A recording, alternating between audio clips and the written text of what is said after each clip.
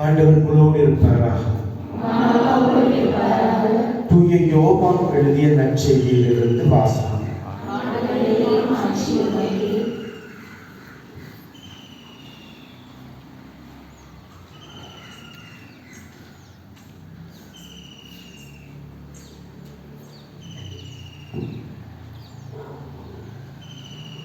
அக்காலத்தில் இயேசு சென்று கொண்டிருந்த பொழுது பிறவியிலேயே பார்வையற்ற ஒருவரை கண்டார்.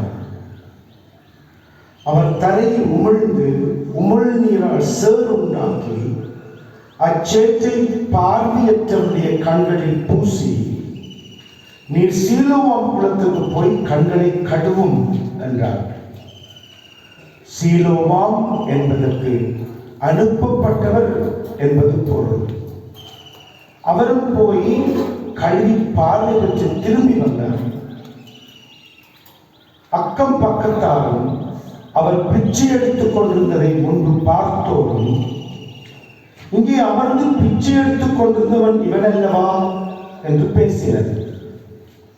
சிலர் அவரே என்றனர். வேறு சிலர் அவரல்ல, அவரை போல் இவரும் இருக்கிறார் என்றனர். ஆனால் பார்வையற்றவர் அனைவரை பார்த்து, குணமாகியவன் நான் தான் என்று சொன்னார். முன்பு பார்வையற்றவரால் இருந்த அவரை அவர்கள் பரிசேயரிடம் கூட்டி வந்தார்கள். இயேசு சேறு உண்டாக்கி அவருக்கு பார்வை அளித்த நாள் ஒரு ஓய்வு நாள். எனவே எப்படி பார்வை பெற்றாய் என்னும் அதே கேள்வியை பரிசேயரும் கேட்டனர். அதற்கு அவன், இயேசு என் கண்களில் சேறு பூசினார், பின்பு நான் கண்களை கழுவினேன், இப்போது என்னால் பார்க்க முடிகிறது என்றார். பரிசேயருள் சிலர் ஓய்வு நாள் சட்டத்தை கடைபிடிக்காத எந்த ஆளும் கடவுளிடமிருந்து வந்திருக்க முடியாது என்று பேசினர்.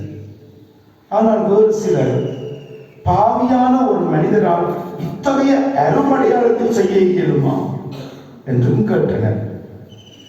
இவ்வாறு அவர்களுடைய பிளவு ஏற்பட்டது. அவர்கள் பார்வையற்றவரிடம், உனக்கு பார்வை அளித்த அந்த ஆளை குறித்து நீ என்ன சொல்கிறாய் என்று மீண்டும் கேட்டார். அவன் அதற்கு, எனக்கு குணம் கொடுத்தவர் ஒரு இறைவாக்கினர் என்றார். அவர்கள் அவனை பார்த்து, பிறப்பிலேயே பாவத்தில் மூழ்கி கிடக்கும் நீயா எங்களுக்கு கற்றுத் தருகிறாய் என்று சொல்லி அவனை வெளியே தள்ளினார்கள். யூதர்கள் அவரை வெளியே தள்ளிவிட்டதை பற்றி இயேசு கேள்விப்பட்டார். பின்பு அவரை கண்டபொழுது, மானிட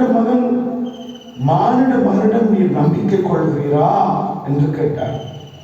அவர் மறுமொழியாக, ஐயா, அவர் யார் சொல்லும், அப்போது நானும் அவரிடம் நம்பிக்கை கொள்வேன் என்றார்.